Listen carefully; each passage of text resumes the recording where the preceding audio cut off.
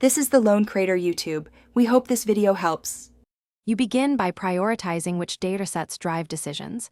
Connect CSVs, databases, and APIs directly. Once connected, sample and inspect schema to spot nulls, types, and outliers.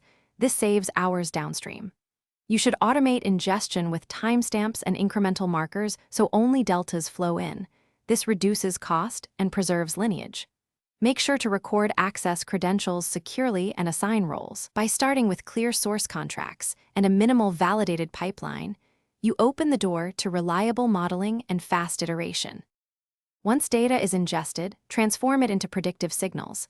Compute rolling aggregates, lag features, categorical encodings, and embeddings for text. These capture patterns you want the model to learn. You should run baseline models first, simple regression or tree, to set expectations, then introduce complexity only when necessary.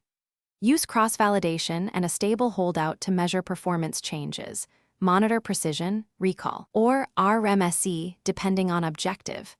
Make sure to track feature importance and experiment metadata so improvements are reproducible and interpretable. You deploy the model behind an API or schedule batch scoring with clear version tags. This lets you roll back or canary changes safely. Once live, continuously monitor data and concept drift, latency, and prediction distributions so anomalies surface fast. If performance drops, start by comparing recent input distributions to training data, then retrain on recent labeled examples or revert to a stable version while investigating. One key troubleshooting tip: automate alerts for drift and have a tested rollback playbook to minimize user impact. Thanks for watching. Consider subscribing if we helped you.